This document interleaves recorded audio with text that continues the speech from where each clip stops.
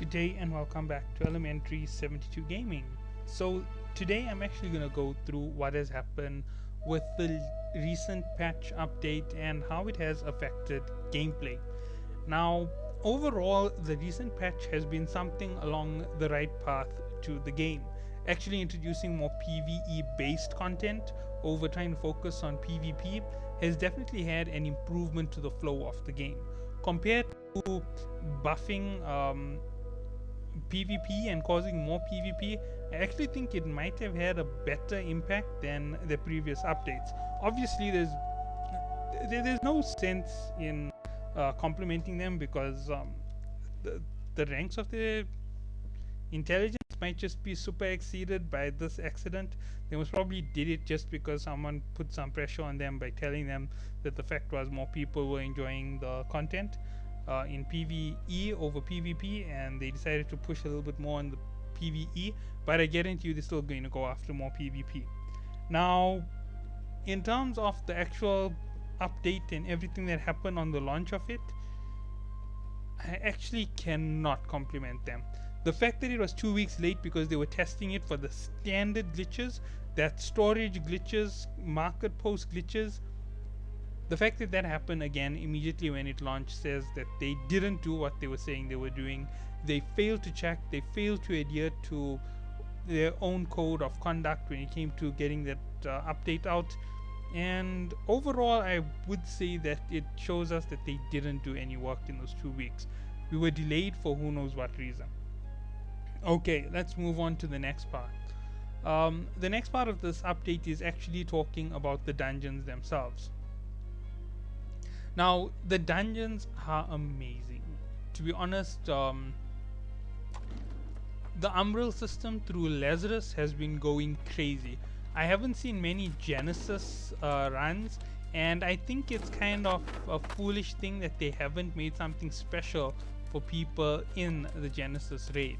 Now, what do I mean? Like, what could they do? First of all, they could put some super OP item or super rare item like trophy items at a 90% drop rate on Umbral level 10 in Genesis. It forces people to go through that dungeon, which is super difficult, to get trophy drops. And it's guaranteed a trophy drop after every one from the high end trophies, at least one. Right, 90% for one, 50% for 5 or more. That sounds like a very good rate, but only from level 10.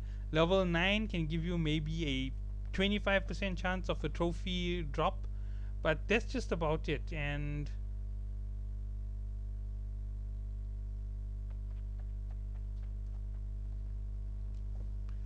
yeah, that's just about everything that I have to say about it. But yeah, they definitely dropped the ball way too heavily on this update. I I'm honestly feeling so conflicted about even giving them that bit of a compliment that they improved that they improved one piece of it at least. It's a fake compliment, right? And fake compliments don't win you any points. They just pointless at the end of the day. You end up complimenting somebody who doesn't deserve the compliment, and it just ends up blowing up in your face. That's all that I have to say about it. That's all that I can actually say about it. I I can't endorse half of what they have done with the game at the moment. To be honest, they still haven't worked around their main problems. We still have the old problems lingering throughout the game. We haven't had any improvements towards the future. As you can see, I'm now carrying a blight tincture and ancient coating and an angry earth coating. It's permanent on me, and a honing stone. Now, honing stones are crazy expensive. I can't actually do Lazarus. I'm a tank. I can help them out if they really need it, but obviously if you're looking at the messages, you can see exactly what's going on the server. Normally I would turn this off before I start. Oh yeah, I did show what I'm up to. So yeah, I'm running a gun and rapier mix because of this. I believe that there are 2 videos from my series on every single weapon that are missing. I'm not sure which ones they are. I'm actually gonna go through because I actually completed everything. I completed rapier, I completed bow, arrow, I completed all of these weapons for the series. I know that I completed Ice Gauntlet, and that was out. I think it had one of my best responses ever for one of the videos on this game. And yes, the hitboxes are terrible. They obviously did something to improve it. The same applies to what happens when you're trying to outrun attacks. It's just not making enough sense to me. I know it might make sense to other people why the attacks are so effective and why people get so much more speed. You know what? Ranged attacks are meant for you to be able to do it from a place where people can't reach you. It's the way that people play it in PvP. The fact remains that they messed up the way that ranged weapons work for their mechanics and to try and give balance to the game. At the end of the day, if you want to have a proper game, you work on it properly, and that's how you get to the desired level. If you fail, you fail. And you just have to think rationally. Honestly, Amazon Studios may be able to benefit with a lot more PvE content. The PvP content sucks in the game. It causes lag, it destroys the game, it destroys playability. They may need to rethink their method for Conquer. You can have a PvP or PvE Conquer method. It's up to them to decide. Point basis on invasions. In other words, force people to play as a team, force people to play roles, because that is going to be far easier than keeping up the current craziness with the way wars work. There's a lot of lags, there's glitches, and you know, at the end of the day, if you decide you're going to play the invasions as your takeover strategies, so you get to do a takeover competition. Both of you start at the exact same moment on a separate instance. Obviously they have to instance the world, so yeah, so you're on a separate instance, each of you, and you'll go through it. You'll fight as hard as you can. People can still move through the areas while the wars are on, and that should offer us a lot better gameplay, should I say. Oof. Yeah, I'm just gonna kill things while I'm running around. I know that's normally how I lose track of my statements.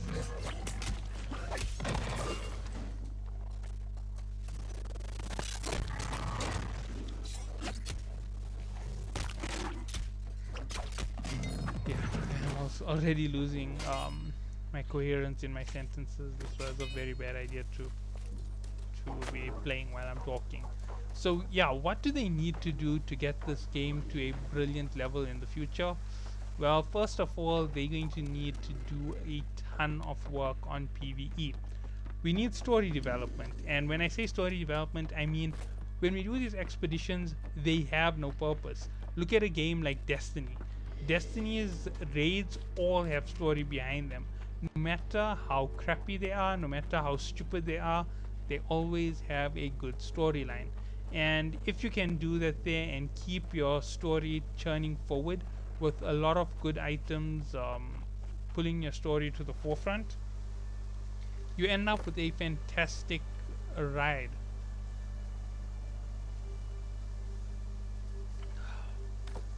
And that's just basically where I'm aiming at with this. Now, you would have noticed that I pointed to 2 members in the company. The reason is that I plan on doing several dungeons with them, and you're going to get to see that as well, because that should be the content for this month. And not this month, actually for this week. In terms of making content on New World has been unbelievably difficult. And that isn't like a minor thing, it's actually a major thing. The problems that I've had with the game just aren't coming right. You can fix your internet as much as you want. This game just has lag problems that make no sense. There shouldn't be lag in those levels for this type of a game. And it just overwhelms me every time that I try to take it on. I'm in the wrong section. I should have been on the other side. I already know that. Yeah, here's at the back of the fort. Ooh. Just realized something out here.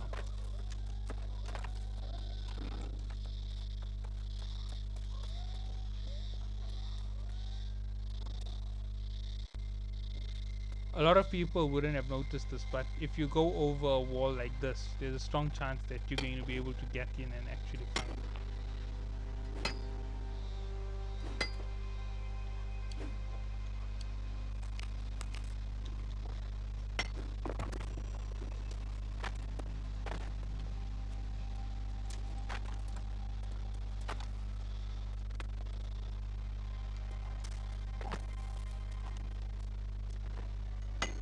Oh, in the wall, that is just incredible.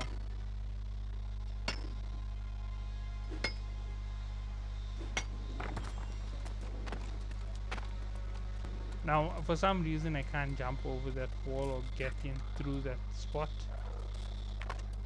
I know that several of the forts you can actually glitch in through those points.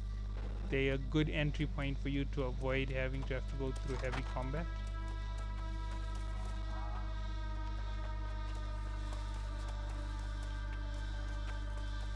But right now it looks like heavy combat is the only way to go.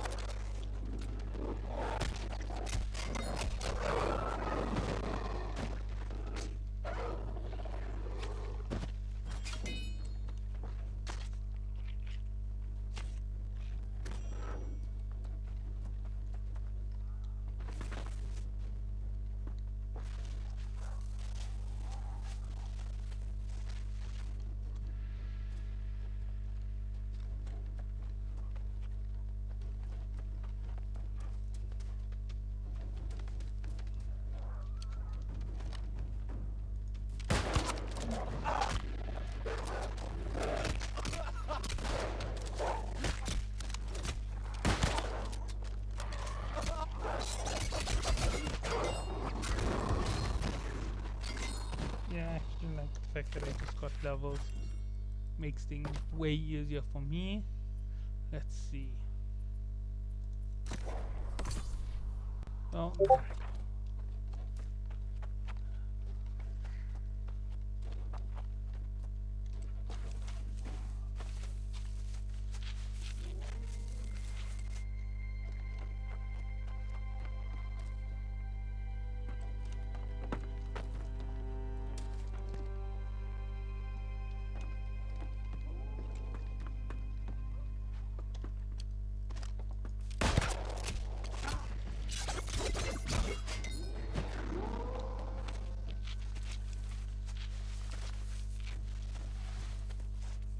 let's grab what needs to be grabbed.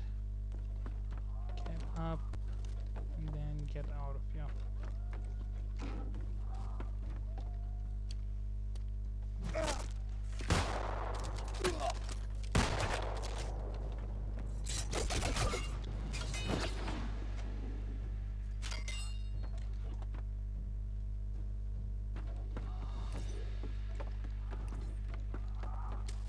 If this place reminds you of Shattered Mountains Keeps, you're not wrong about that.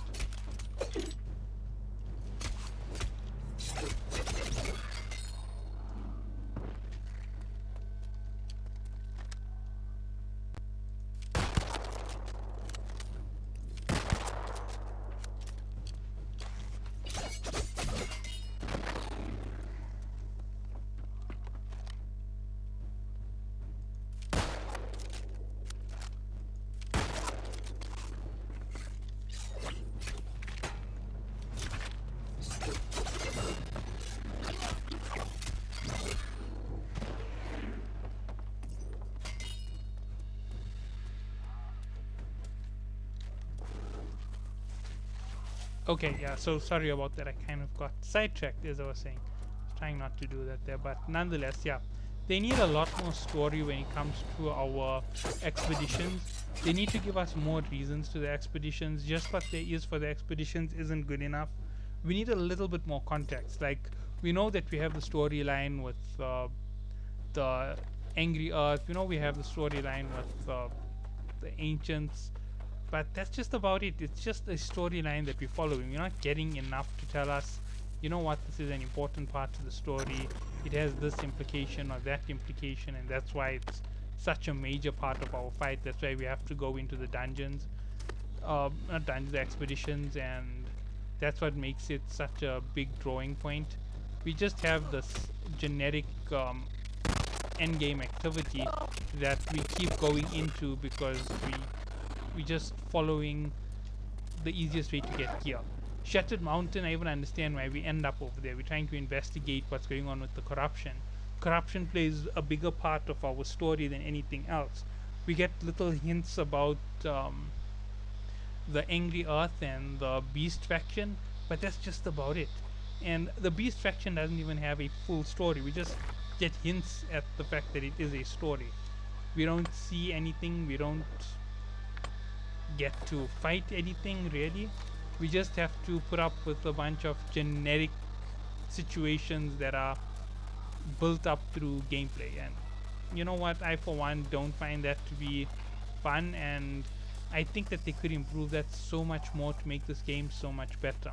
Now, in terms of actual playability, it isn't that bad. The game is quite fun. As you can see, I'm running around. The game feels not so bad in that sense. In terms of lag, the game is terrible. This applies to people who have connections that are close by, far away, strong, weak. I know for myself, at 10 megabytes per second, sometimes I have a harder time than when I have 1 megabyte per second and connecting to the server. And that's just the reality of it. It can happen to me at any time. Lag detect upon lag detect, you double check your connection, you're at a very high percentage power rate, and you just don't get what's going on to the game. It's the way that it has been played, it's the way that it's been designed and focused. I believe it's more or less to do with the PvP aspect of the map.